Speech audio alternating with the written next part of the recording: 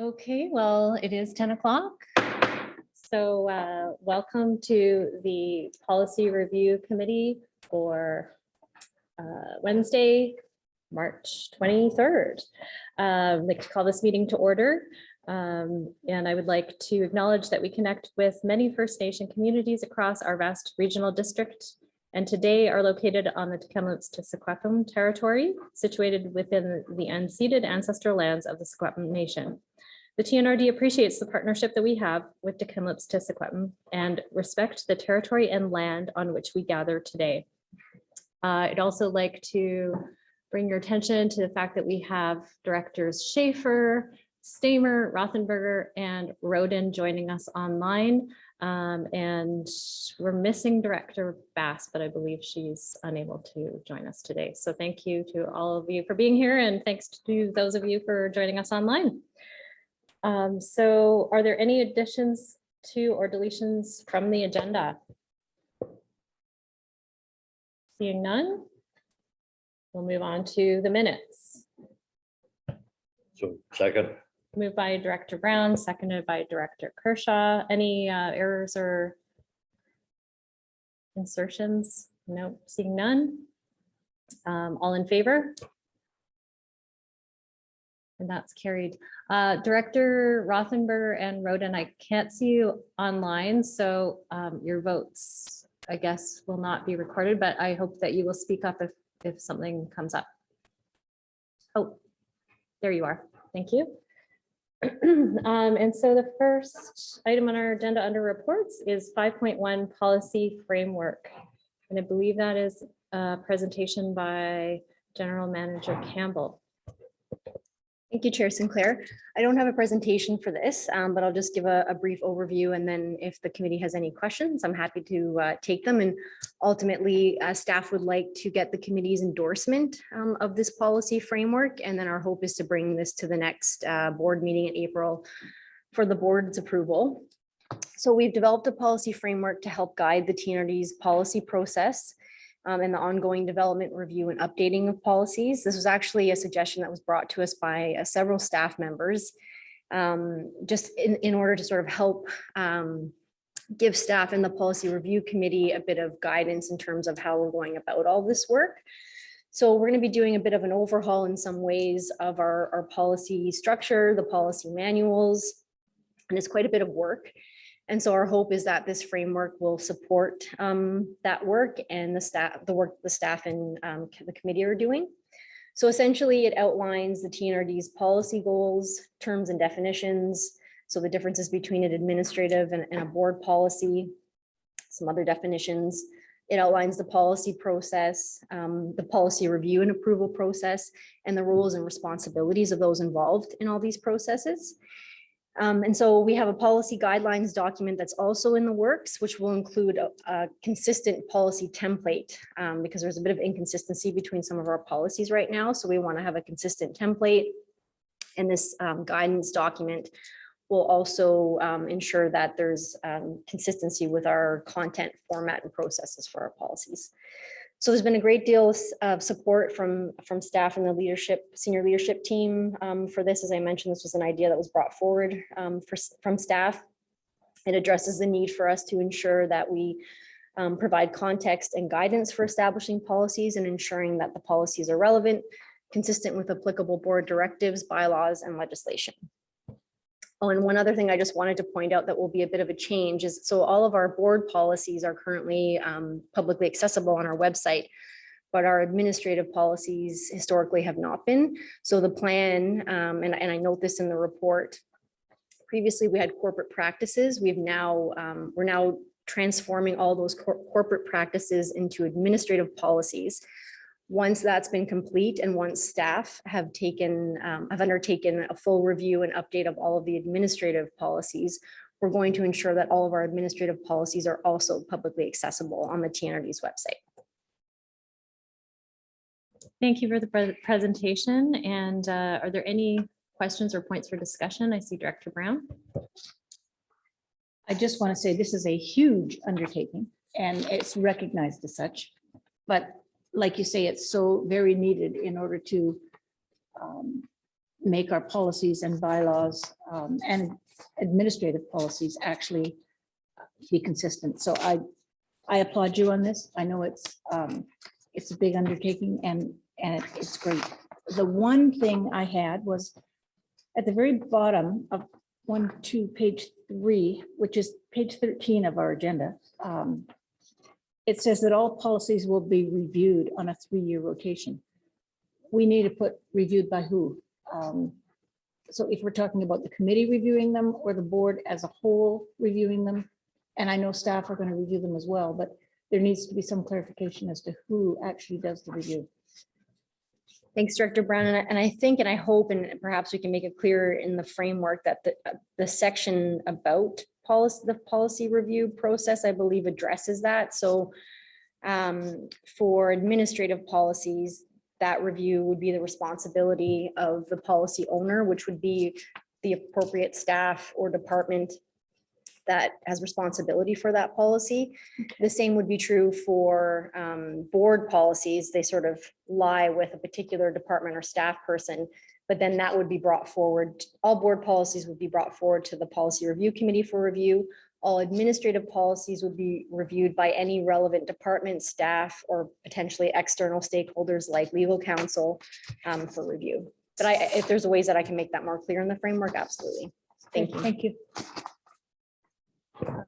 I'm next on the speakers list, and then I'll get to you, Director Quinn. Yeah, I also want to thank you for this policy framework. It certainly cleared up some things in my mind. The fact that somebody cannot be held accountable to a practice, but they can be held accountable to a policy was certainly enlightening to me. I also just wanted to inquire about the term policy owner to ensure that we're not putting undue burden on 1 or 2 staff members. And I'm looking at you, General Manager Campbell, just to ensure that we define policy owner as that department head or staff person. I wouldn't like to see you burdened with all of the policy writing. So I have Director Quinn and then Chair Gillis after that. Thank you, Chair. 2 of my questions have already been answered. Thank you, Linda. Thank you, Kathy. I've gone through this, and what I don't see is how the board members could initiate a policy. I may be off track because we have board policies, and my understanding is this is changing from corporate practices to a policy for staff to work on, but it does refer to that. So I can give you an example of how we created a policy recently. Somebody asked us if we were act for flow through for charity, and every time it came through, we had to go to the board to do it. Then we created a policy to allow the CAO to approve up to, I think it was $5,000, and we've just done another one. So that really streamlines stuff that people want, but I don't see much reference to that in here. But the last of it, it says, oh, I forget where it is in here somewhere, that we also are responsible. I don't see any really guidance in that as to how a director might initiate a policy. Because normally I go to one of the staff members and say, hey, I want to do this. And then you kick it around, and then you kick it around, and then it ends up on the board. But I don't see that in here. Maybe not the place to put it. Thank you. Through the chair to Director Quinn. So board members always have the ability at a board meeting to raise a suggestion for a new policy. And I believe that's how this flow through policy came about. It did go to the board, and I believe the board then referred it to the policy review committee. So, and I know this happened in the past at the TNRD where ideas for a policy would come forward at the board level, and then the board would refer it to the former policy review committee. So I think that would still be the appropriate process. If there's a policy that you feel that a board policy you feel that needs to be updated, or a new policy that needs to be created, then I would have you would address it at the board level, and then the board would refer it to the policy review committee to consider, and then all board policies go back to the board. So for will that approval. be clear in board policies? Because I'm a little fuzzy on how you do that. Okay, we've got IDRX, so like I did on this one I referred to, I spoke to, I think it was yourself and Sherry, who works for the North Thompson, and we worked it up through the system to the policy, and then we went back, so it worked. But it isn't really clear, and I'm looking to the future here. We're going to have a new board next year, and it would be nice if that was clear. Okay, so you want to create this idea. How do you do it? That's all I'm referring to. I think it's great. Otherwise, that's the only thing. Thank you. Yeah, thanks, Director Quinn. Thank you. I have a huge change that needs to be made. On page 56 of our agenda, under business meeting and special events expense policy, it says CAO expenses must be signed off by chair and vice chair, and I think that should read chair or vice chair. Chair Gillis, I think that is later on in the meeting. We're just talking about the first 6 pages of the agenda Oh, right I'm now, the sorry. policy Okay. framework. But your point is noted, so I hope you'll bring it up a bit later. Any other discussion on the first item, policy framework? Seeing none, we do have a motion. Move recommendation. Moved by Director Kershaw, seconded by Director Brown. Thank you very much. And moving on to 5.2, administrative policy for employee code of conduct, conflict of interest.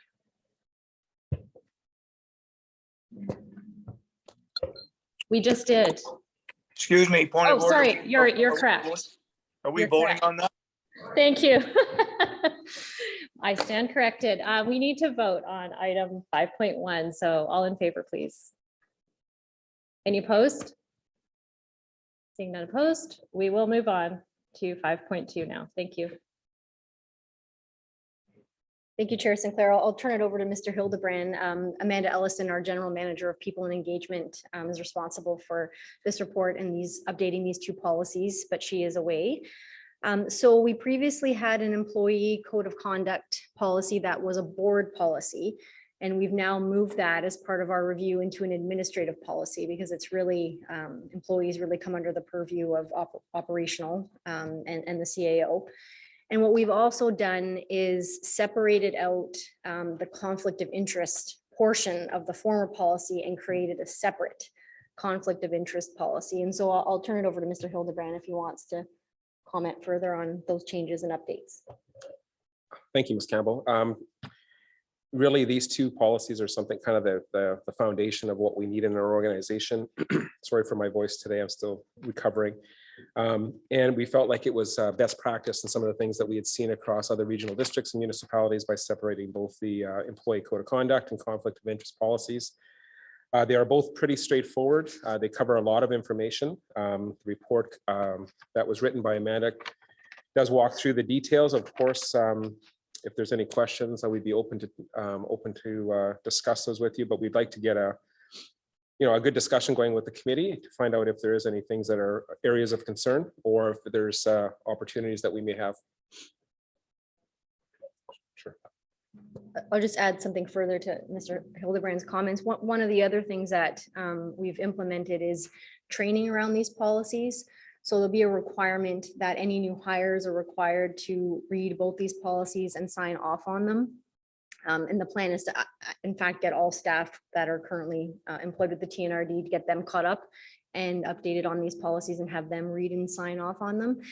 Because it's, again, I think we've said this before, that it's great to have a policy, but if staff aren't aware of it or don't understand it or what their responsibilities are under it, then it's not effective. So that's a big change. And if I may add, that would also be an annual sign off. So there'll be an actual, we're trying to automate something that every November, every October, every employee would go through this and would actually sign off on an annual basis to ensure that it captures anybody new and reminds staff that they're in place and they're accountable to them. Thank you very much. Just a question before we go to Director Schaefer and then Director Brown.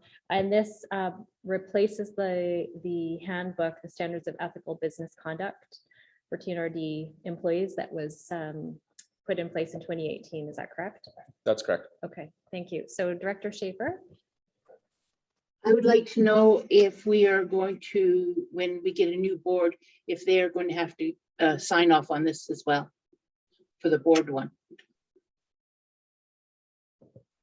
Thanks, Director Schaefer. Yes, so we will, as part of the new board orientation, have all board members and their alternates review the board code of conduct and sign off on the board code of conduct. And I address this later in the agenda, but we'll also be bringing we'll also be revisiting the board code of conduct with the new board to see if there's any further changes they would like to make to that policy.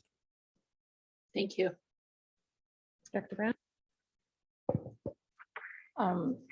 Director Schaefer asked my first question. The second one I have is in regards to protection of company assets. There's nothing in here that talks about the ability for employees to take vehicles home. Whether they do or not, I don't really know that they do.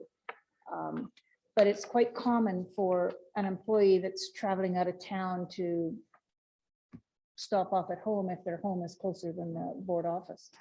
And there's insurance, an insurance discussion that needs to be made around that as well. And I don't know what the answer is, but. Thank you, Director Brown. We actually have a separate policy in place for vehicles as well. So although this covers more of a general look at it, where there's a policy in place for corporate vehicles, so that would never be an issue. That's all covered in that policy specifically. So is this going to override all policies then? This would be the overall framework, but there'd be policies that refer, like there's references to those policies within the new document. So I know Amanda attempted to ensure that there was no duplication of policies. And that in the previous policy, there actually was. So we covered off things that were already addressed in separate policies. So my understanding is when she undertook this exercise, that she made sure that there was no duplication in this policy. So we do have a separate policy on the take home. I think it's called take home of corporate vehicles. It's a Okay. separate administrative policy. Yeah, and if I can just add to that, I believe that policy says we don't take corporate vehicles home. There were some exceptions that had been grandfathered in, but I think the last of those employees are no longer working here. So at this point, our policy is not to take corporate vehicles home. And in fact, I believe it also says if they're away on vacation, whatever, they're supposed to bring it in and park it here and turn in the keys while they're away. And I guess I'm thinking of fire halls and on-calls and that kind of thing as well. Are they considered at work when they're on call? So for example, so our emergency coordinator, Kevin Skrepnik, he, if we're in an emergency situation, there's sometimes he will have the vehicle at home. Yeah. But there's, those would be just exceptions to the rule for the most part, though Doug is correct. We don't have employees that take vehicles home, and we have a process on how that works. Okay, thank you. I have Director Quinn next. Thank you. I'm going through this 3.5.2 political activity. Paragraph 1, 2, 3. If you're elected to a local government position within the regional district, you must resign from your position at Tnre. If you're elected to either provincial or federal position, you may apply for leave of absence from your position at Tnre if it's required. Leaves are approved by the CAO at the Tnre's discretion. Is that in any way challenging people's charter rights? I'm just wondering. Suppose you run the next election. Through one the of us chair, here- Director Quinn, it's in the legislation that if you're an employee of a local government, then you can't also be an elected official of that local government. So it's a, Okay, it's a so it's a definite requirement that it's not at anybody's discretion. no, Maybe that needs a little bit of a. sure, wording yeah, we change. can absolutely clarify that. Thank you. Is there any further discussion on the administrative policy for employee code of conduct or conflict of interest? Seeing none, we do have a recommendation. Moved by Director Schaefer.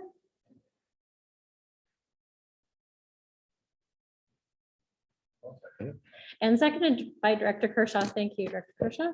And all in favor of that, please. Anyone opposed? That is carried. Thank you very much. And moving on to 5.3, policy work progress and updates. General Manager Campbell, you're on again. Thank you, Chair Sinclair. I'm just gonna wait for, okay, oh, Dave, you're quick. Okay.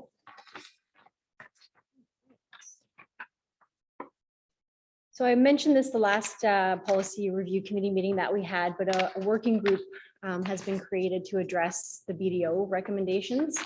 Many of those recommendations, as this committee knows, are policy related. A majority of those policy updates fall under finance. And so a sub-working group consisting of myself, Mr. Ray, and our finance supervisor has been created to specifically address the more finance related policies. And so as this committee and the board is aware, the finance team has been heavily involved in getting our budget put together. And so they've been busy with that. However, we have met several times and we've made some good progress on research, starting some updates to existing policies and starting to develop some new ones. In addition to the finance related ones, the remaining staff on this working group have also made some good progress. So I just want to provide an update on some of that. And I just wanted to point out that, we want to ensure that we do things right. I think sometimes we feel like we're moving slowly through this, but we kind of have taken a step back and realize that this is a lot of work and we want to make sure that we're being thoughtful with the changes that we're making. I'm going to address administrative policies. So these are the operational corporate level policies. So one of BDO's recommendations was an update to our corporate credit card policy. Some of what BDO recommended is actually already addressed in our policy. So I think we just need to be a little more clearer in the policy and provide a little bit more details. But some of the things that will be updated include the types of expenditures that are allowed. It's in there right now, but it's not specific. And looking at other local governments' corporate credit card policies, they're actually quite specific on what can be used on the corporate credit card. And then they go a step further and list what is not allowed to be put on the corporate credit card.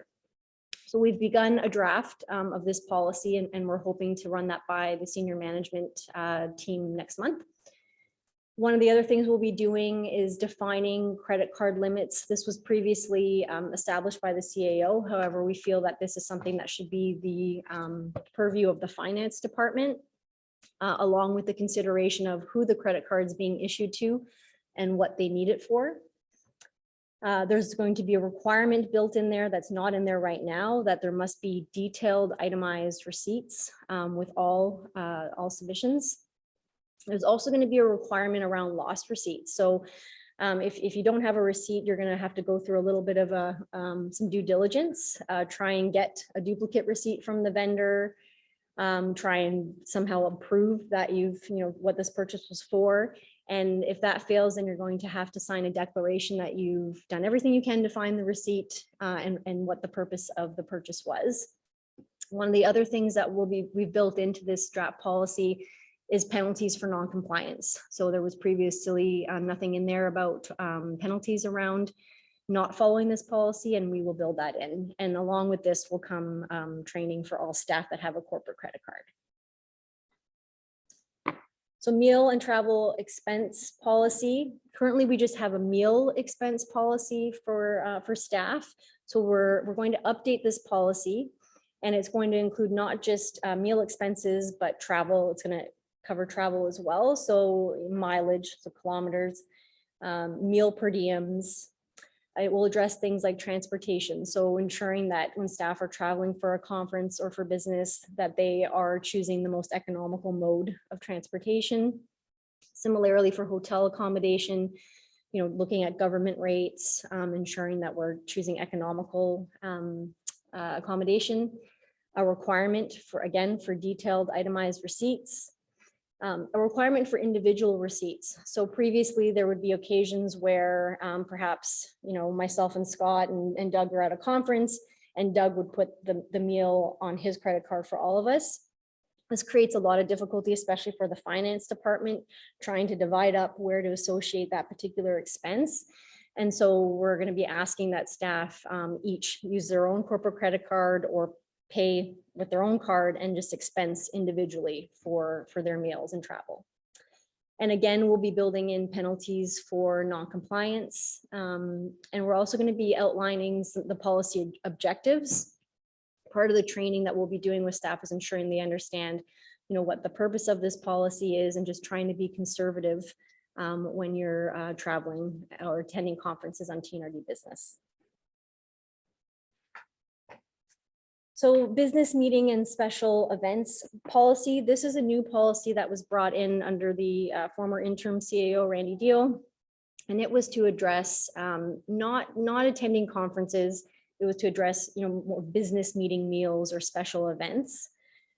And so it is pretty robust right now. We're planning to make a few minor changes to it, and further to Chair Gillis's comment about the chair and vice chair sign off. He's correct. That should say chair or vice chair sign off for the CEO's expenses. A two-person approval process. So if I'm having a business meal and I'm expensing it, Scott will have to sign it, and then Doug will have to sign it. There will be no expensing of alcohol, and that will be clear in the policy. I can't quite remember if that's actually in the policy right now, but if it's not, it will be. Meal and event expenses must be pre-approved. So if I'm having a business meal with someone, then I have to get pre-approval for that from Scott first. And then effort to cater dinner meetings in-house. So if there ever is a need to have a dinner meeting, a business dinner meeting, best efforts should be made to have it actually here and not out at a restaurant. And just ensuring that staff exercise discretion with the provision of coffee and lunches for staff recognition and staff meetings. Again, detailed itemized receipts are required, and the business purpose must be stated in detail on the receipt. And again, we'll be building in penalties for non-compliance with that policy. So most of this is already in the policy. There's just a few tweaks that we need to make. Moving on to board policies.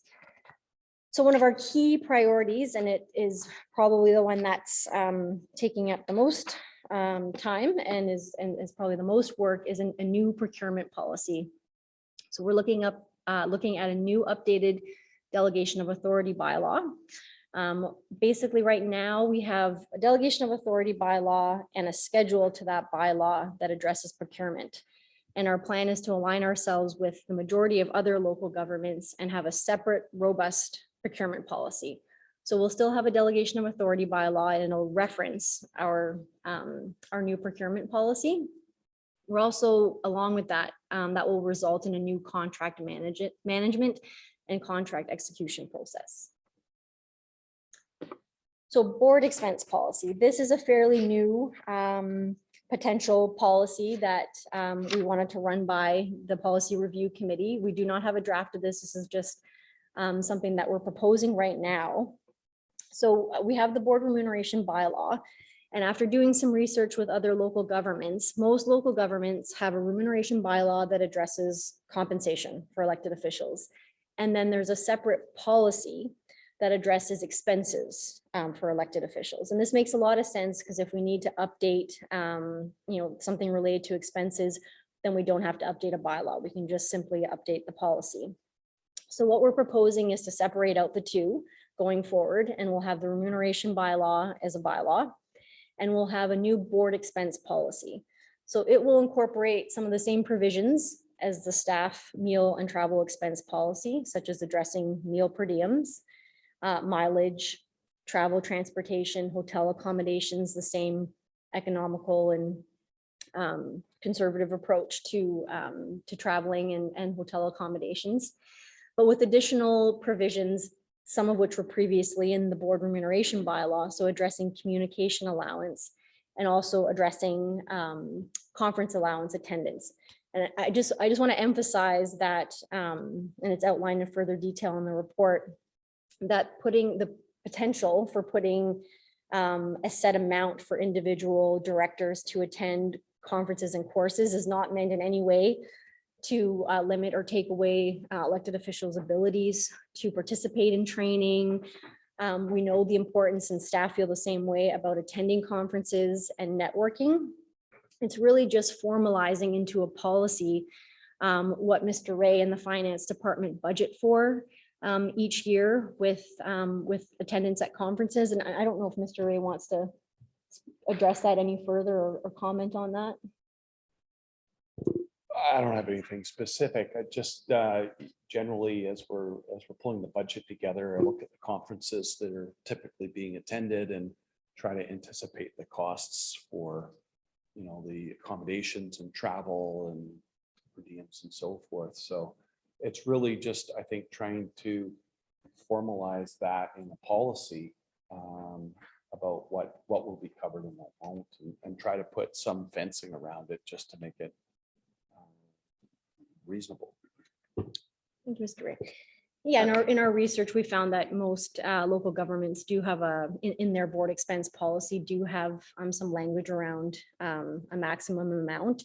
And if that maximum amount needs to be exceeded, then that would be approved by council or by the board.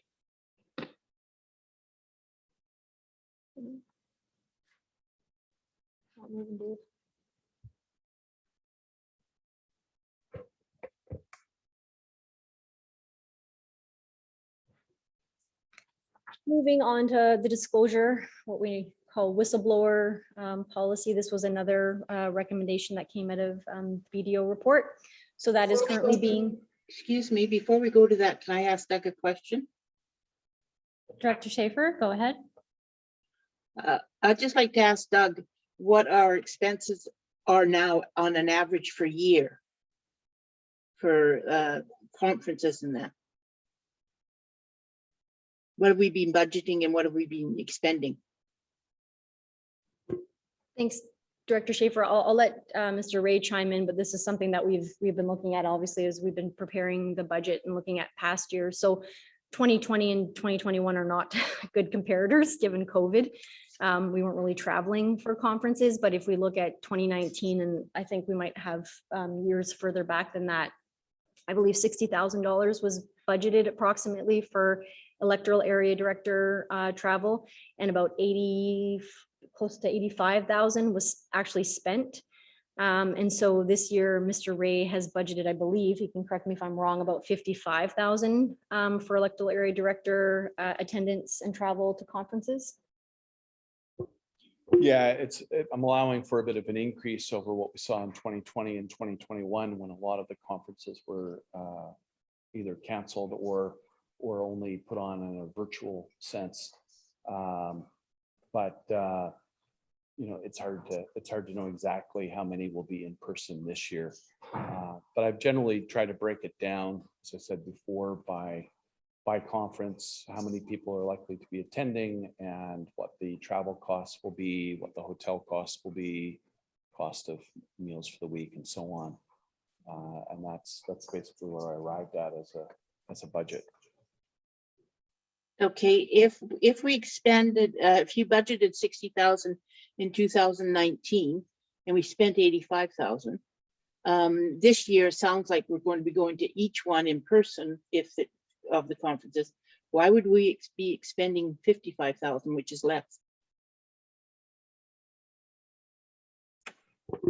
Well, again, the budget was built up on looking at the various costs, what the registration costs would be, the travel costs are likely to be, hotel, and so on.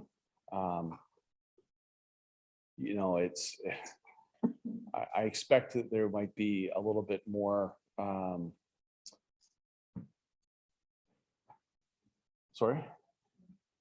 Yeah, sure. Well, I can jump in. So I think the hope is that we look at more cost-effective ways of, and this applies to staff as well, more cost-effective ways of engaging in training and courses. You know, staff have limits, professional development budget limits on what can be spent for their travel and attendance and training at conferences. And so I think the hope is that we look at other ways that there's no replacement. I would say for in-person networking opportunities, absolutely. But I think we're trying to look at more cost-effective ways. So if you look at the budget, it's significantly increased over time, the cost of conference travel and transportation. And so I think, and Mr. Ray can jump in and Mr. Hildebrand can as well. I think we're trying to sort of rein that in a little bit and also look at cost-effective ways that we can ensure that elected officials are accessing training and coursework and other things and other educational opportunities that they need to do their jobs And again, the same would apply for staff as well. CEO Hildebrand. Thank you, Chair. We need to be, it's a different era right now, and I know we're looking to best practices from other local governments, and we need to follow their lead. I think there's opportunity for us to cut back and to be more efficient, and we're trying to do that across the entire organization. So these suggestions and proposals are what we felt would be prudent bringing those forward. But we're willing to, of course, work with the committee and work with the board on what the right amount would be going forward. Thank you. And that's music to my ears. I see Director Roden has a question, and then we will move back to the presentation.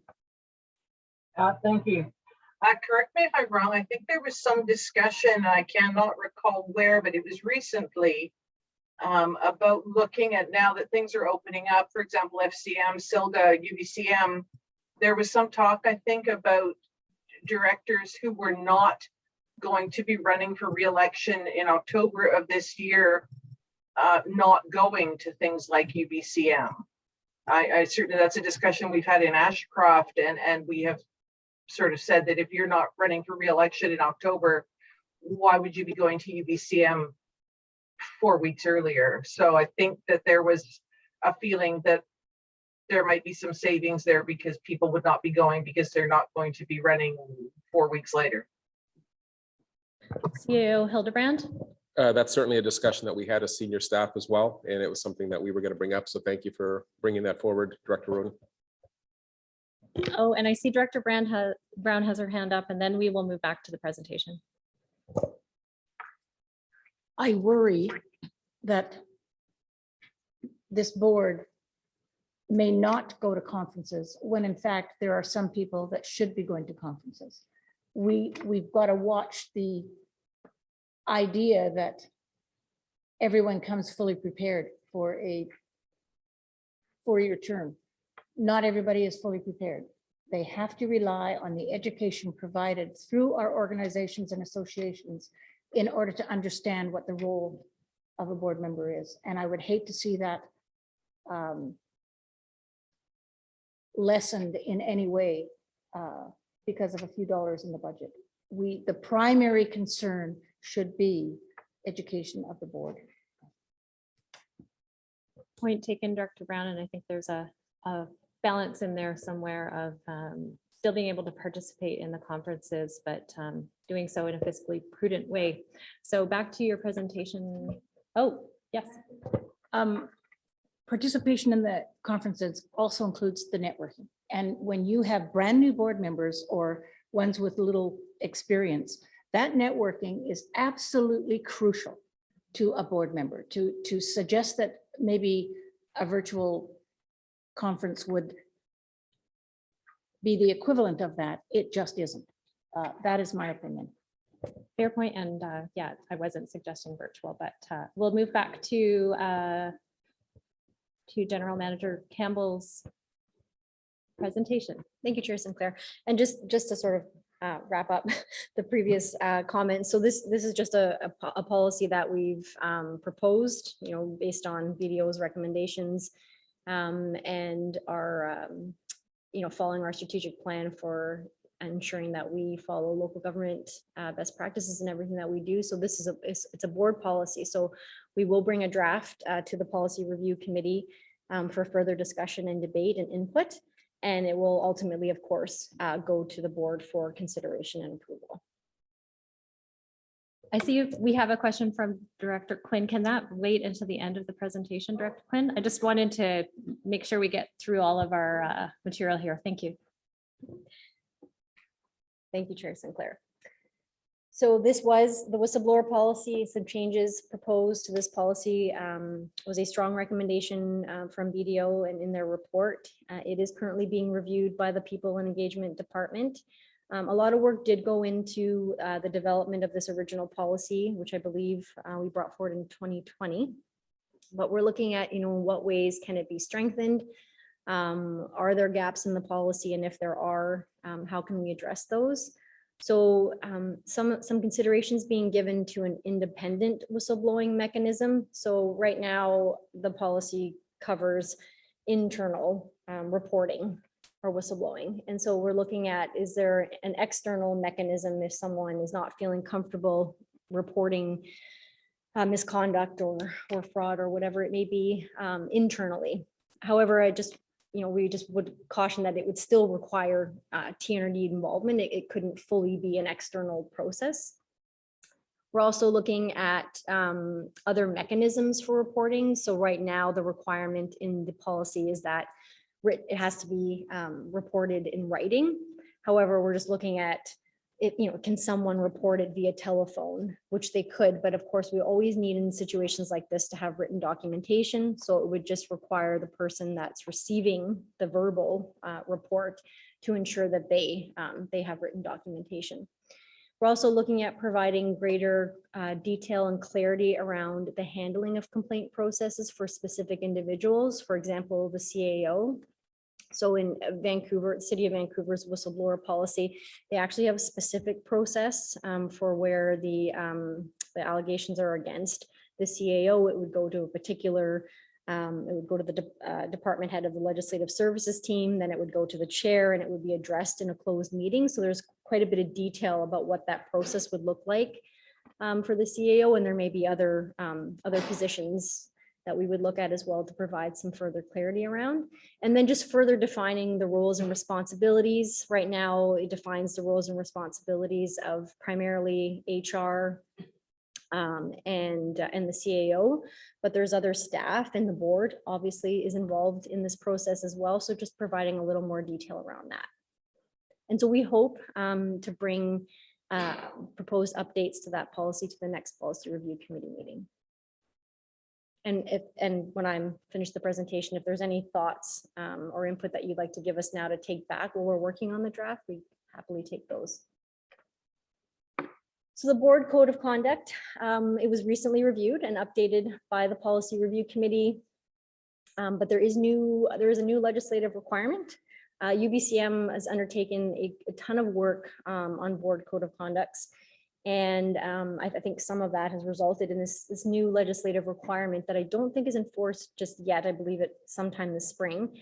And it will be required in all local governments, if they don't have a code of conduct, to consider establishment of a code of conduct, or if you have an existing one, to look at updating an existing code of conduct. And you'll have to do that within 6 months of a local government election in an open meeting. And so there's been a lot of resources and guidance on codes of conduct over the last few years, and it continues to evolve. And there's been additional optional provisions that can be explored next year post-election with the board. So staff aren't proposing to bring any changes for the board to consider to the code of conduct unless board members wish. But we do, of course, plan to meet that legislative requirement post-election and bring it forward for discussion with our newly elected board in 2022. That's all for me. Thank you very much for the presentation. And I have Director Quinn, Director Kershaw, Chair Gillis, and Director Brown. Thank you, Chair. Just a couple of comments on code of conduct. I think we should have that ready for the new board. I know it's a stress for staff to do, but that's just an opinion. I think we should have it so that when they swear the oath, they know what they're getting into. And it may require several days or maybe UBCM. Just I think it should be there. A second question is about whistleblower. I think now that we know the press has got the letter that partly started this all up, I'm concerned that that may have, and it's public, it may concerns me that the staff may be feeling a little uncomfortable, and I think we pretty much have to go to an independent. And that's just an opinion, and I'm not going to make an emotion on it, but I want it to be considered. Ideally, the old municipal board used to be the perfect place for it, which the province has now killed. So we have to, I really think we should give that serious consideration. Thank you. Thank you, Director Quinn. And I see, so next we have Director Kershaw, then Gillis, Brown, and Rothenberger. Thank you. I just have one question to Doug about our expense sheets. Before, now we're coming up to, we're going to be going to the Rural Directors Conference down in Vancouver, the LGLA in Vancouver, be it traveling and going back. Are we going to have new expense sheets out to meet up with all this new code? Nobody's trying to beat the system, but I think we should lay it out so it's easier for us to specify our travel expense, but what we're allowed to do. And then, so go ahead, Doug. Sure. So as I brought forward at the last committee, the whole meeting, we've done a bit of a redesign on the expense claim forms for directors. The intent was that those would be rolled out to coincide with adoption of the changes in the remuneration bylaw. And that hasn't happened yet. So those new forms will be rolled out when those other changes are adopted. I think we could have the policy without all that is how much we get reimbursed in between, but that just adds a figure to it. But if we had the layout of the proper process, then you could put the figures in there they would only change whatever the new rate might be. But I think we should have it laid out because this is very hard on somebody like myself to follow when in the travel and what we're allowed to do and what we stipends. And so that's my opinion. Thank you. Thank you, Chair Gillis. Thank you, Chair. I'm not asking questions, I just have a couple of comments with respect to conference and course allowances and limits thereon. One of the suggestions that has been bandied about is the possibility that the FCM expenses could be exempted from that limit, because in the first place, we only send half a dozen members to FCM annually. And in the second place, if FCM is far enough away, for example, it's been in Halifax, it was to be in Newfoundland, I think, but that one may have got canceled. The travel expenses would be such that a substantial portion of any director's travel allowance would be gobbled up by that one event, and the director might be deprived of the opportunity to attend other events, which, as Director Brown has pointed out, might be crucial to that director's education and the networking. By the way, I agree with Director Brown on the networking comments.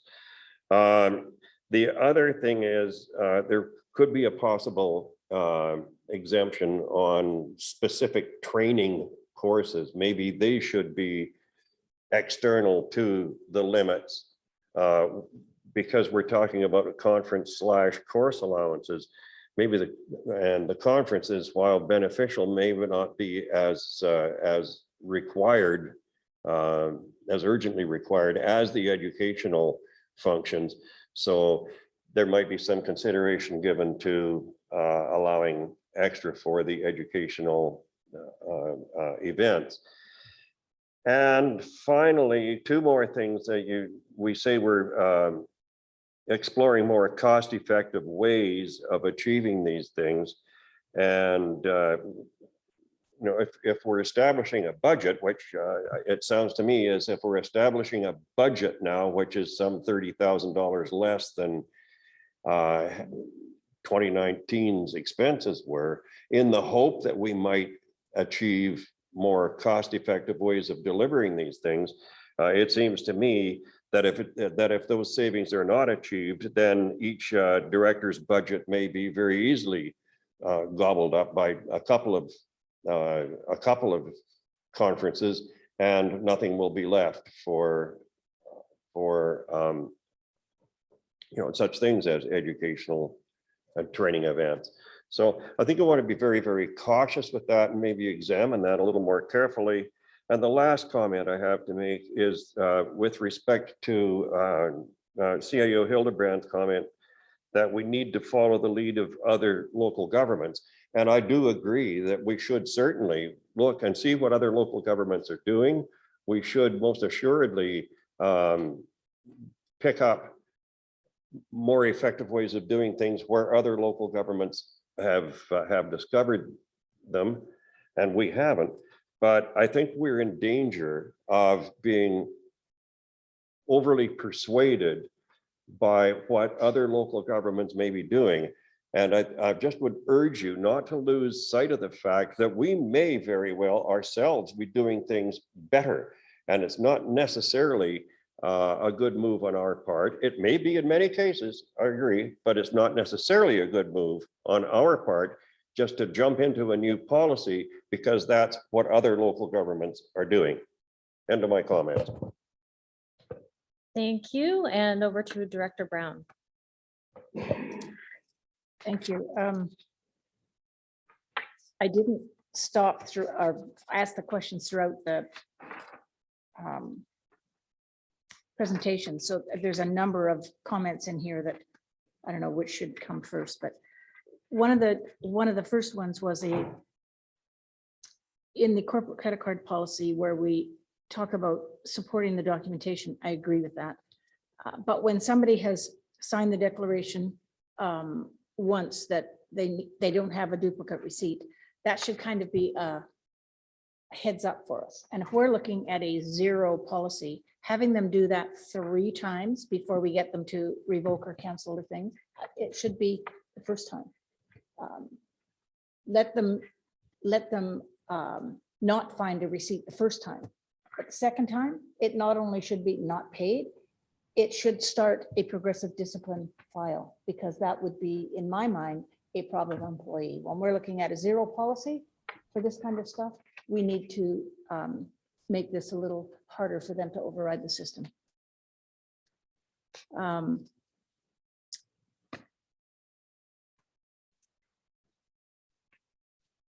Okay, there was,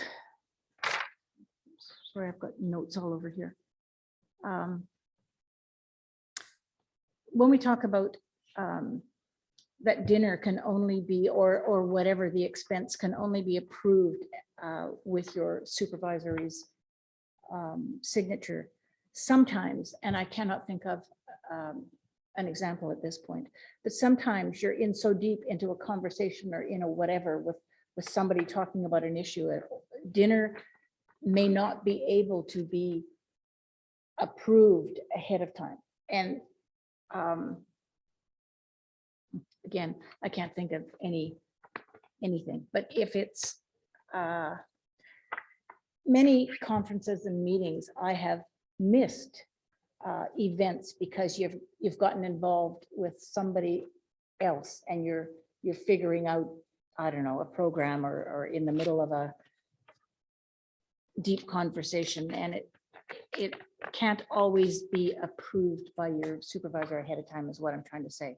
And we have 26 members. So when we cater dinners in-house and try to accommodate 26 members' needs, I can guarantee you, I have not been accommodated yet with my allergies and restrictions for diet. So I don't do bag lunches and I don't do sandwiches. So, or any kind of flour for that instance. So you can't accommodate me a lot with the in-house meals. And so I can't do that for one. I don't know who else is in that boat, but I certainly am. Board expense policy, gosh, there's a lot of it has been stated.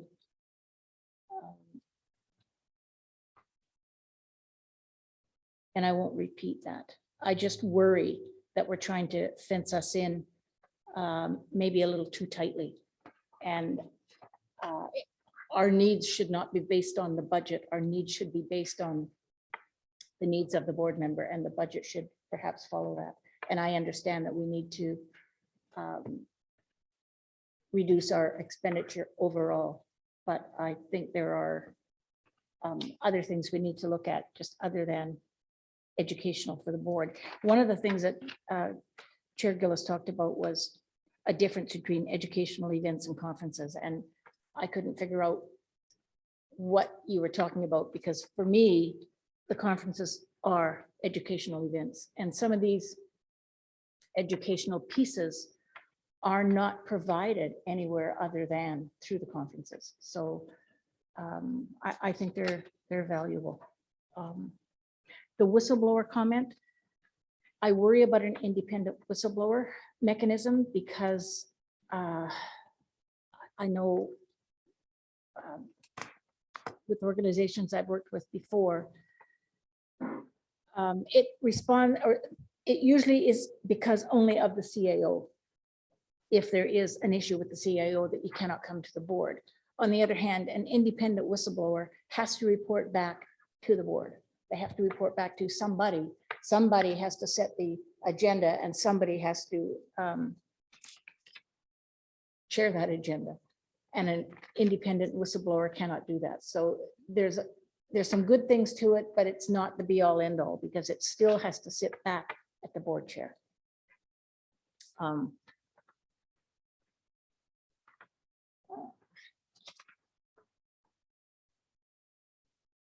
I'll stop it at that because I've got too many notes here that aren't really glaring at me at this point. So thank you.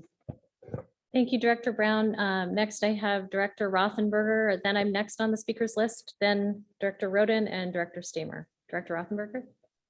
Thank you. I like most of what's in the report. I just had a couple of observations.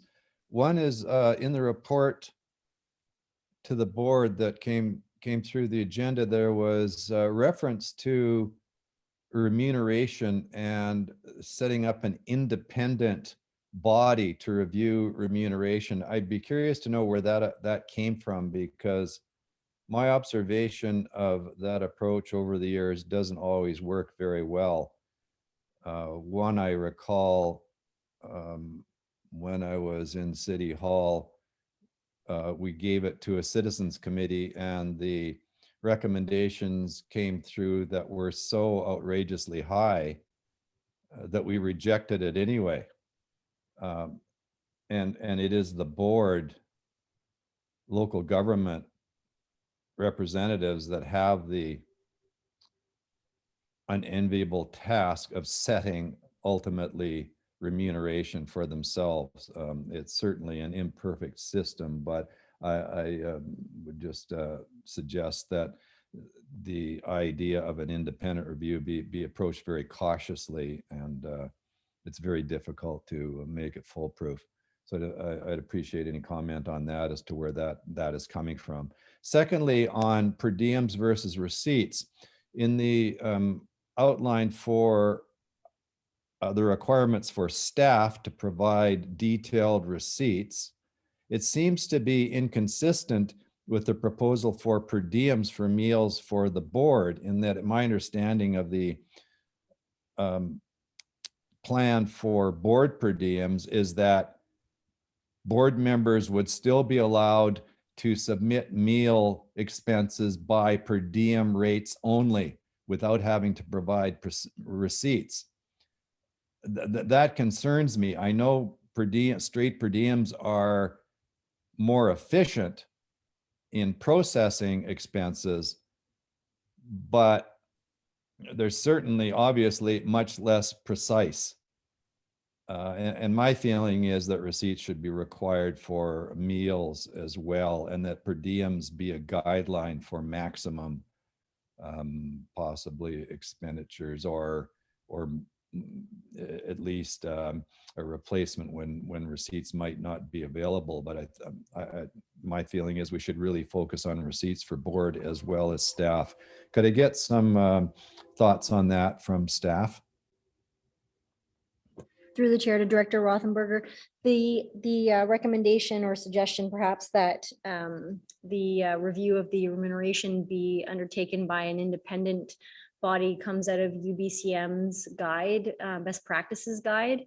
And Mr. Ray might be able to comment on this further, but my understanding is the TNRD hasn't had an independent review. It's really been Mr. Ray doing his research and his own review. So I'll turn it over to him.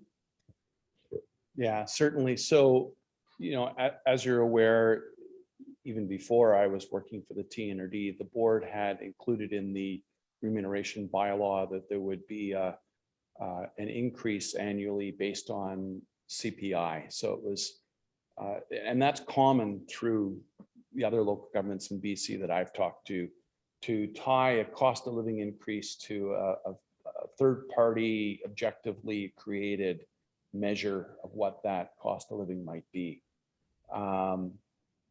And otherwise, usually once every 4 years or so, once during the election term, I'll do a little bit more of a broad comparison to other regional districts that border on ours and look at what other boards are paying to,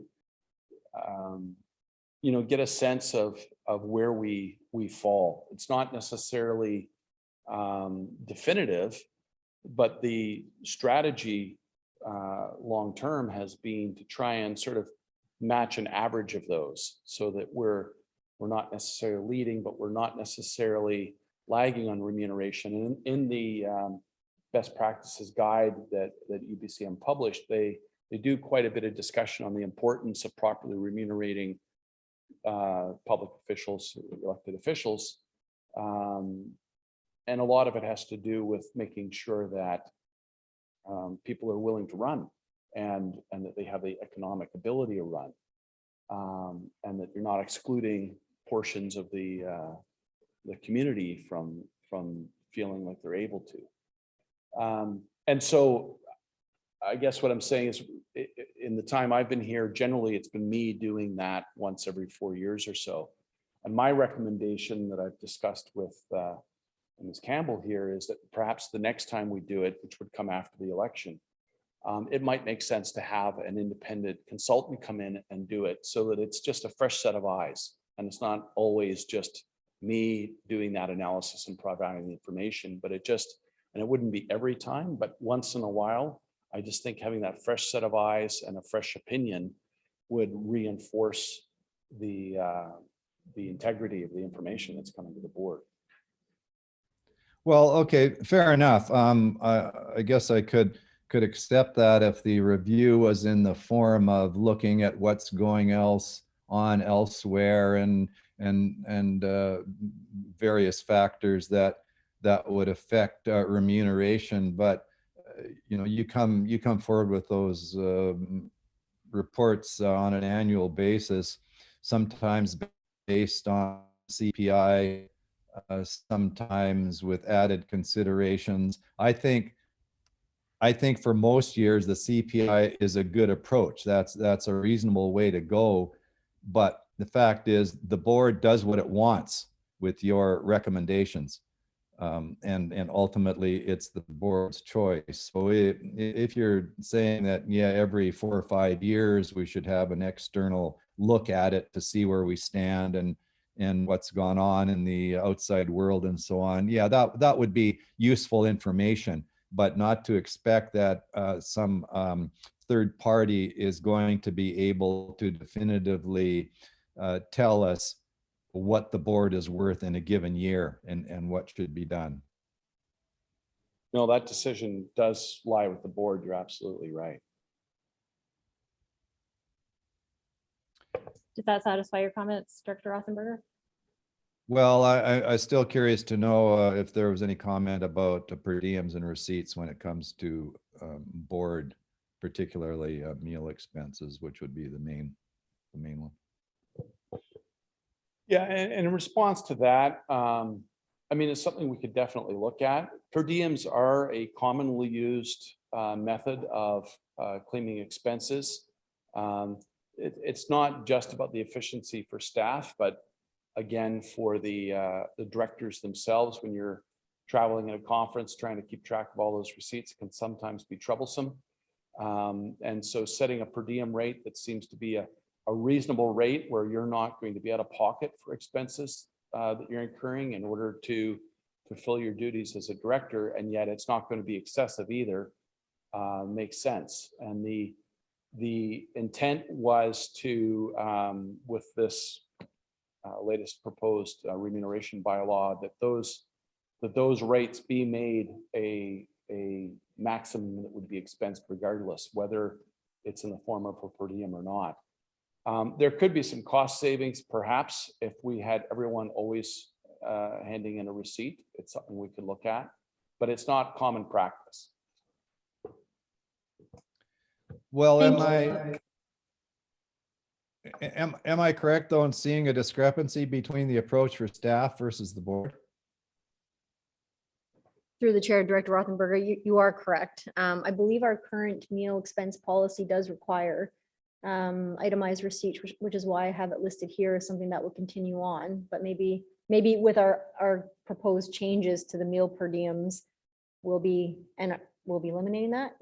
Mr. Ray? Well, as it stands right now, when employees travel for Tnre business, for example, attending a conference for professional development, they're also allowed to claim per diems. But senior managers and managers who have corporate Visa cards may be given the opportunity to charge that meal on the corporate credit card and submit the receipt as support for the corporate credit card charge. And so for a limited number of employees, there's that option.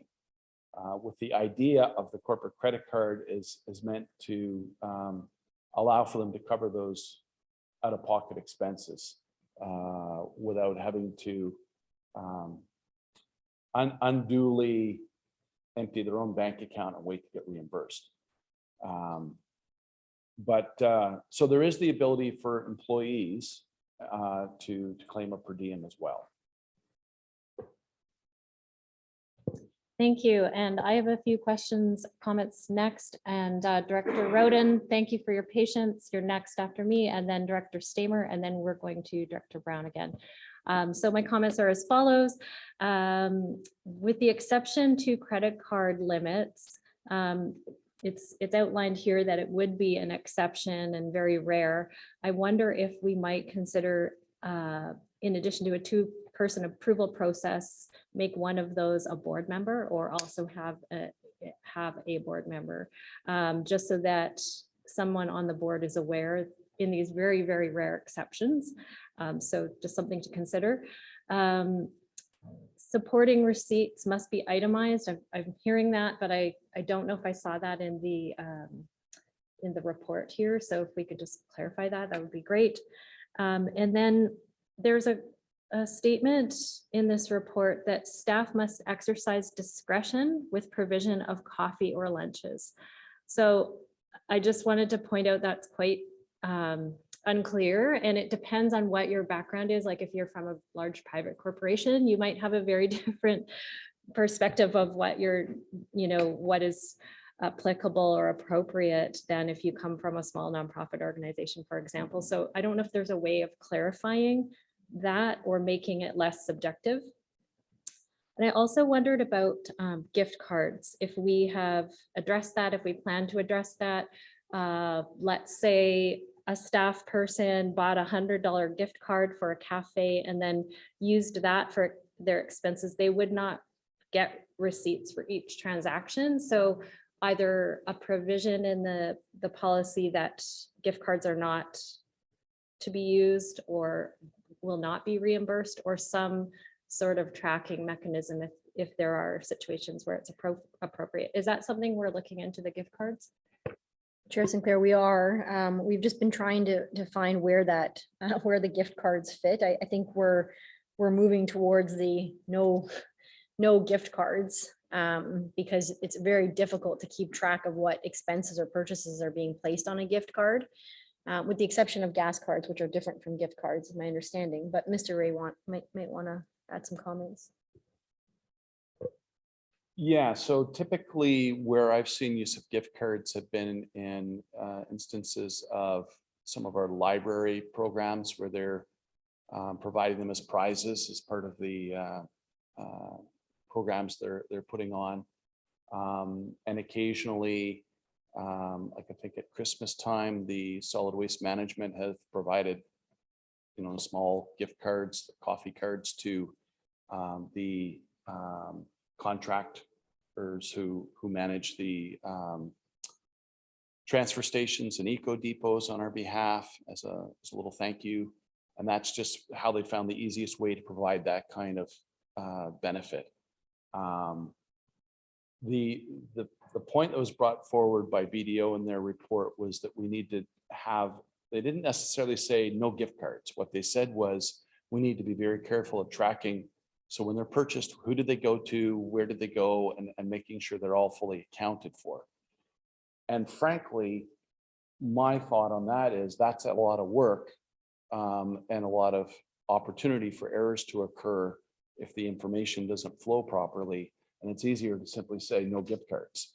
And I think that's the direction. It would be much more rare instance where it might be allowed as an exception, but in general, we want to limit the use of gift cards as much as possible. Just further to that, so there's a distinction. There's gift cards as gifts and gift cards used for expenses. And so gift cards as gifts, I would hope that there's a way that we would be able to track that. I mean, if the solid waste department is giving it to I don't know, the contractors, they're paying on their corporate credit card, then that would just say, you know, gift cards times 10 used for this. I think we could track that. It's the eliminating gift cards being, so I'm not going to go out and buy a coffee gift card on my corporate credit card and then just buy coffees for the next week, because there's no way to track that. So I think what we want to eliminate is gift cards used for expensing, and then gift cards, you know, maybe limiting their circumstances where gift cards are given as gifts, or in the library example as like a prize for something. We would ensure that there's proper documentation accompanying that. Yeah, it's just that there's difficulty necessarily accounting for where the cards go after they're purchased. So it's again, just something we're looking at, right? Thank you very much. Next, I have Director Roden, Stamer, Brown, Quinn, and Gillis. Director Roden. Thank you. A couple of points. I think the education is certainly key about receipts. I personally am assiduous in keeping all my credit card receipts. I did do accounts payable for School District 74 per year, and I realized other people are not as assiduous in keeping those receipts. So the education is certainly a key, and thank you for putting that on the onus on employees, or the people providing the receipts, rather than staff members having to go chase them. I think the one strike or two strike that Director Brown is proposing is a little bit harsh. Again, these things do get lost in my experience. Again, those little chits that you get from parking meters at airport parking lots, they used to be about the size of a bus ticket. They were very easy to lose. And I think we have to definitely be fiscally responsible without making everyone think that we suspect them all the time. I would suspect that 99 times out of 100, when people lose one or two receipts or cannot provide them in a timely manner, it is legitimate. They didn't get it, they lost it, it went through the washing machine, whatever. So I think we really have to strike a fine line between making sure people understand their responsibility in providing this backup and not making them think that we're the Stasi or something, and this is East Berlin. And then regarding the education, like I mentioned about people going to UBCM this September, and certainly education, particularly I find the LGLA conferences that are put on in January, usually following an election year, those are fantastic for people who have just been elected and are still trying to figure out their roles and responsibilities. After 4 years, I mean, I think really, unless you are meeting with a minister at UBCM about something where you are the key driver or one of the key drivers in that initiative or program or whatever you're talking about, if you know you're not standing for re-election, why would you be going to UBCM at several $1,000s expense for the taxpayer? I mean, why are you networking? What are you networking for? So I think really at the beginning of a term, certainly everyone should take whatever opportunities they can to go to these courses and conferences and network and educate themselves. By year 4, no, I think that's where you can make some savings by asking people to just take a long, hard look at really whether they need to be going or not. Thank you, Director Roden. Over to Director Stamer. Thank you, Chair. Just a couple of quick ones. I see we've got a fairly lengthy meeting here. I appreciate what Director Brown had to say about lunching and things like that. I mean, obviously, we know when there's a large group and we're going to be bringing food in, a lot of times it's for a cost saving and the efficiency of the time constraints. I totally disagree with Director Rothenberger about having receipts for per diems. I mean, have you checked the last time on what we actually get paid for lunch and what it actually costs to go have a lunch? You know, are we going to talk about fuel today and talk about a fuel index, or are you happy with the 58 cents a kilometer? I mean, I appreciate Mr. Ray's comments about the economic realities of people. We should be getting paid for what it costs for doing some of this stuff. And we shouldn't be afraid to be able to show people that we are being responsible. I mean, a lot of the stuff that we're doing is because of one person and the way that person was not responsible in regards to how things were being spent. I mean, for lunches, for example, you know, if a lot of those lunches and dinners, if they were even close to the per diem amounts, we wouldn't be even having this discussion. So it's unfortunate that we have to do all this.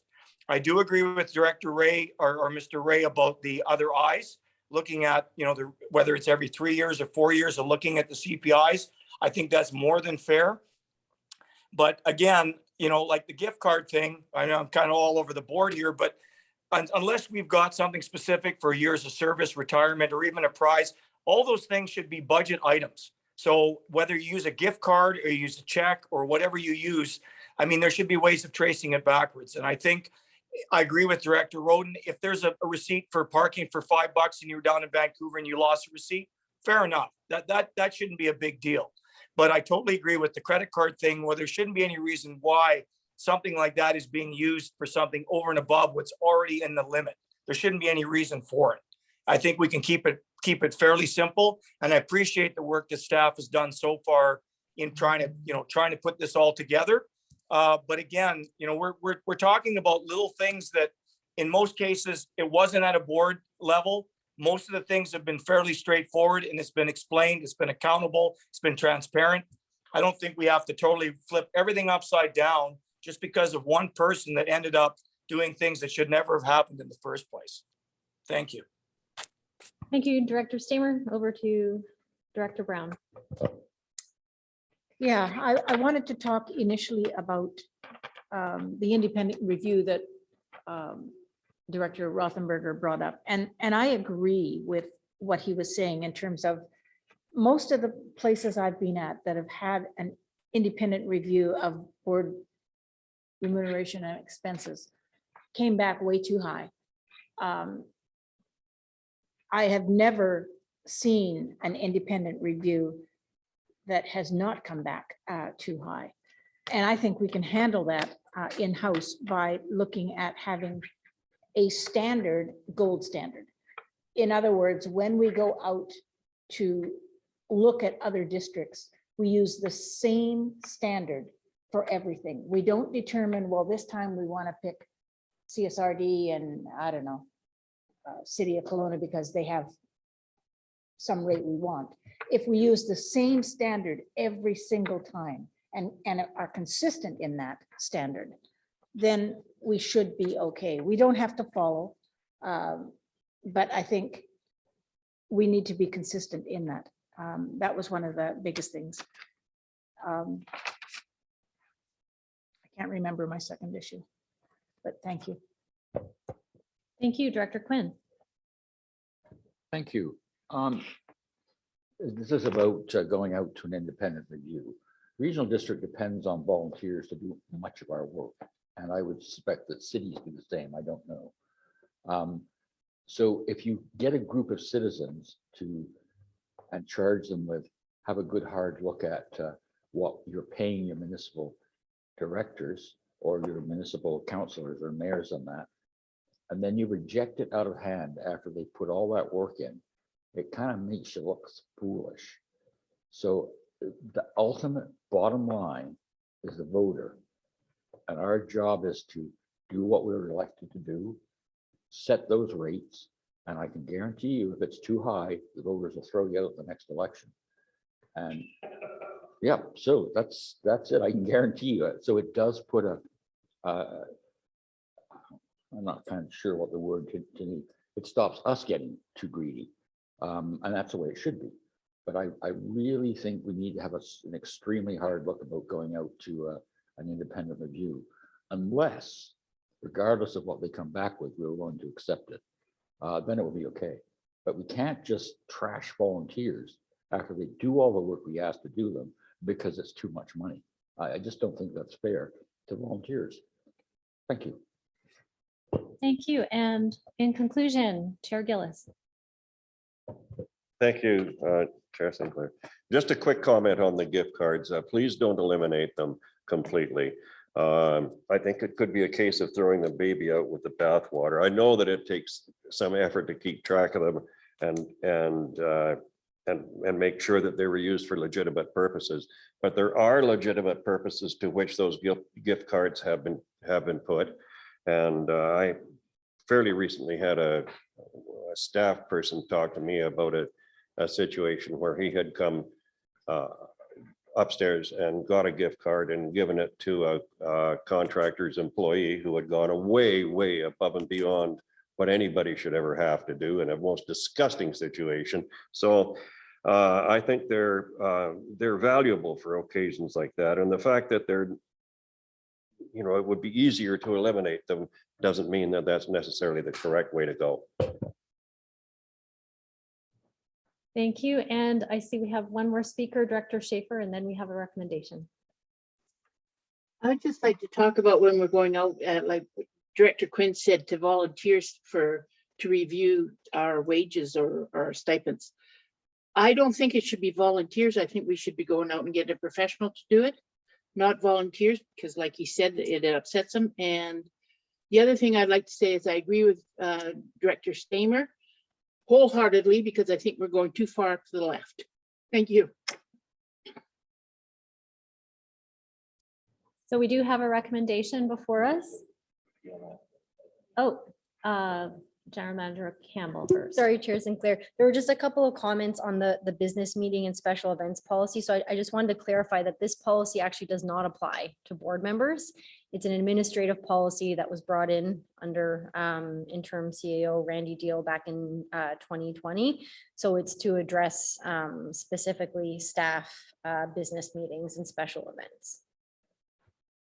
Thank you. And I realize we've probably exhausted this topic and we've left you with a lot of comments and questions. Do you need clarification on any of these things? You've got everything you need there? I think we have everything we need, and we'll have some draft board policies coming back to the next policy review committee meeting. Excellent. So we do have a recommendation. I'll move it. Moved by Director Steamer, seconded by Director Brown. All in favor?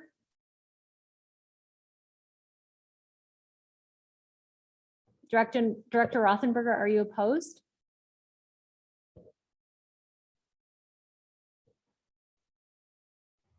Director No, I'm Rothenberger? not. I was voting in favor. Okay. So that is carried unanimously. Thank you very much. And our final item is BDO recommendation update, and that's over to CAO Hildebrand. Thank you, Chair Sinclair. Just as we're loading up that presentation, I just wanted to make a comment on on our previous discussion as well. And I know staff are put in a tough spot here to bring these changes forward. And I know that we are doing our best to bring balance using best practice, using the recommendations that BDO is putting in front of us, and that the board is fully supported. So we are doing our best to try to provide balance. And that's what we'll do when we bring this back to the committee and to the board. I just have a few updates from a BDO standpoint and where we're sitting. And if there's questions, maybe just make a note and we can just talk about them at the end, but I only have a few pages to go through. So they talk about board policies, administrative policies, and then, like I said, questions and feedback. So I wanted to talk a little bit about ethics training. This is something that came up during the BDO forensic audit. So the senior management team will be complete by April 2020. April 20th of 2022. There's an LGMA free version that I would say half of our senior management team has already taken. It's a 2-hour course that has been quite, it's not perfect, but it certainly gets us thinking down the lines of ethics training and what the right things to do. And it really sets the tone from the top from my perspective. So we will have that complete by April 20th. Board training will be coming as well that we mentioned. That'll be part of the orientation coming up in the fall with the new boards and councils. Staff training process is ongoing. The new code of conduct and conflict of interest annual automated sign-off process for staff will be happening as well. So I'm feeling very comfortable that we're well on our way with regards to ethics training. The new board orientation training is something that we're actually working a lot on right now. I talked to all the CAOs in the regional district yesterday via email, and we've actually confirmed November 4th. So that would be the city of Kamloops and the regional district are putting on a session that would cover some of the core items within local government with respect to legal, conflict of interest training, and just general governance. And we've invited all the municipalities, elected officials to come in for that. So we're working on that. And we've had, I think all CAOs have responded saying that they are going to participate. So we're being efficient in that. And like I said, it's going to be on core local government training, policy and procedure review, and efficiency and cost savings, like I mentioned. Of course, there's still going to be specific training that needs to be done within municipalities, but this general assembly would cover a lot of the core items. Fraud awareness training is something that was brought up as well. There's plans in place for our finance team that myself and Mr. Ray have talked about. That'll be specific for them. Our audit committee specific training, how we work with our audit team and our external auditors. Other resources and best practices, of course, following the BDO recommendations from fraud awareness. As this group knows, and the rest of the board is aware, we talked about a revised audit committee charter. That was one of the recommendations as well, where it may become an audit and finance committee option. So that'll be coming forward in our April review of all committees within the regional district. So there could be a larger scope and reach. There could be some additional training and development, new terms of reference, and then best practices from other regional districts as well. So more to come on that. Expense and financial transparency. I know Mr. Ray's talked about a lot about this, and we've actually shared this via email recently with the sharing of monthly board and management expenses is something that we're working on, and we're going to make those available to the public. So a website which will house those going forward. Accounts payable details that are shown monthly as well, and where who we're paying and the timeliness of those payments, and just more public awareness and accountability is something that we're focused against. Our financial auditing service RFP process, as we all know, we're in our final year of that contract. So currently we're coming to a conclusion on that. There will be a new RFP process to select future auditors. And there's also a discussion around having a term or a maximum 4-year term options. But of course, the board will, the Audit and Finance Committee and the board will have that discussion as we bring that forward. Management and supervisor training, this is going to be vitally important. We need consistent and timely training for our organizational leaders. So skill development and accountability is going to be very important. New management training, we have a lot of new people in the organization, so we need to make sure that we are doing that properly. I know Amanda and our HR team is really taking the lead on this one with mentoring and coaching and providing opportunities for all of our managers so that we're leading in a consistent and appropriate way. We're also, as things change, like as we know, we fell behind with our policy committee in the past number of years, but there's always going to be annual training process and a process to ensure training is ongoing and consistent. We talked about a roadshow type thing throughout the year as new things come to the organization with new policies, procedures, or practices. We will simply take those new items and take them out by department and do kind of a best practice in taking those changes directly to the staff members. Department specific training, and then training schedule and sign off process. So lots about training. Our annual training process will be forthcoming. Vacation management and enforcement was another BDO topic. So communicating vacation banks regularly, encouraging and mandating vacation, really focusing on work-life balance. And the senior management need to lead by example. One thing I did recently at our senior management meeting is I've planned my entire year's vacation. It's in my calendar, and of course, sometimes it's going to change, but I'm trying to set the tone that people need to take time off and they need to be able to have that work-life balance to be successful.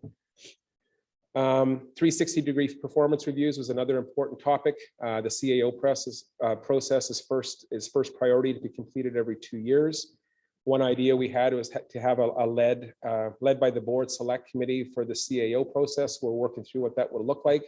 We're also wanting to take that 360-degree performance review process down to all senior managers every 3 years.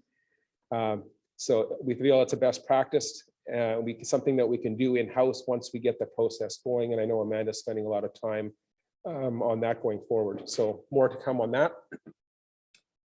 Employee exit interviews, we mentioned at the last board meeting, process is currently in place and we are doing tracking on this. It's led by the general manager of human resources. And this, of course, is an opportunity to flag issues or concerns as people leave the organization. We're quite the opposite right now. We're attracting a lot of new people and we're working through that. So other than a few retirements coming up, we're in really good shape and have an excellent team. And then the Tnre board committees review, which I mentioned earlier. So we are going to come up with some options and best practices to be presented in April. Update and modernize our committee composition and process, determine the needs and expectations of the board and the services we provide. And the use of terms of references versus bylaws, I think is going to be really important just for the ease and efficiency of making changes. So a couple examples there was our audit committee may now be the audit and finance committee, and this committee may end up actually including governance going forward. So we'll see. They're just some ideas that we're rolling around, and we will bring that to the board. And then finally, I believe we want to be proactive with our EOC compensation policy. This is something that also came up in the BDO audit.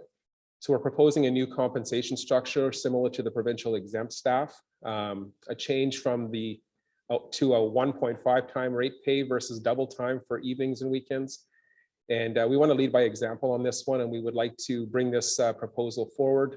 We also want to determine and explore the union negotiations because as this group would probably be aware, a lot of our contracts have a double time clause in those.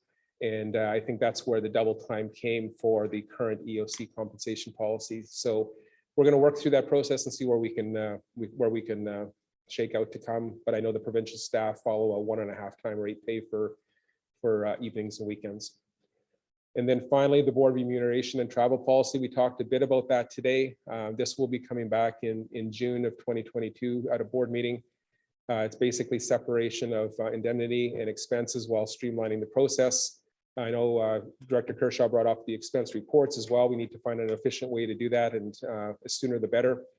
The bylaw to include indexing similar to most RDs and municipalities for efficiency. A travel policy for the board and staff will remain the same. And then it allows us to set per diem rates and mileage for both the board and the staff. And I think one thing I wanted to mention is right now, the per diem rates and some of the expenses that we have with the board also reflect on our staff. So we need to do them in concert, and we need to make sure we're doing this at the same time and following the BDO recommendations.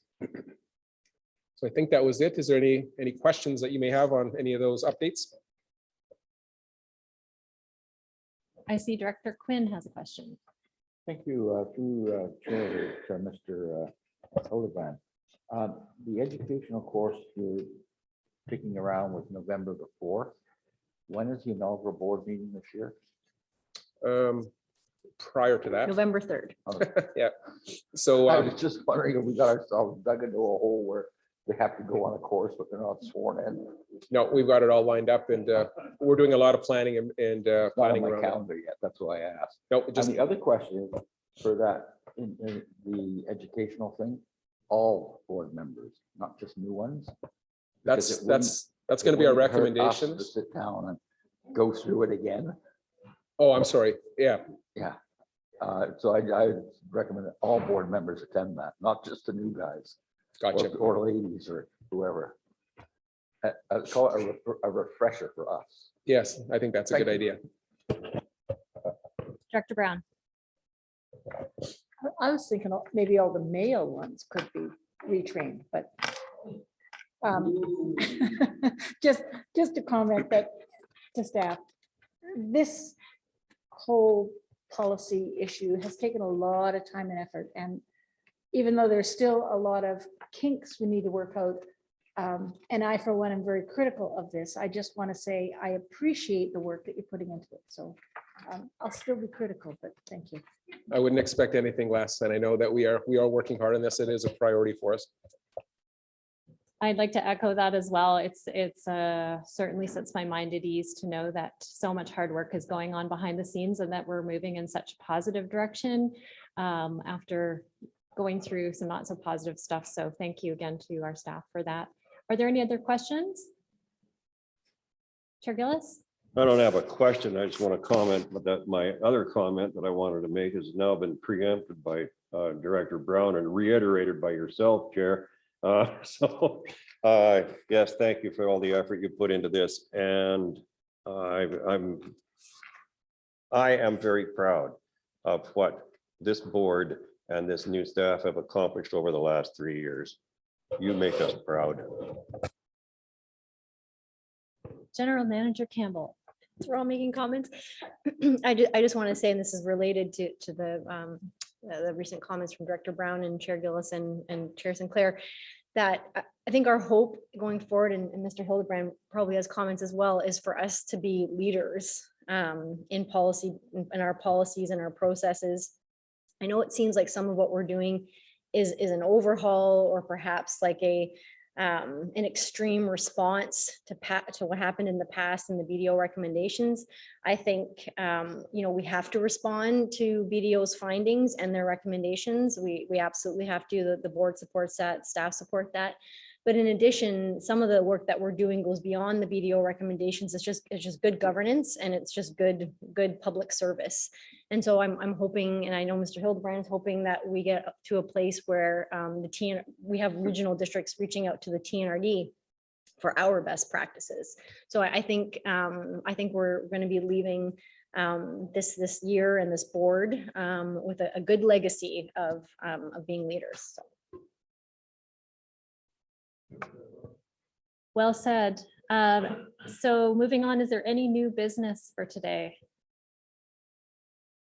Seeing none, can I have a motion to adjourn? Moved by Director Quinn, seconded by Director Brown. All in favor? Thank you very much for your time today, everyone.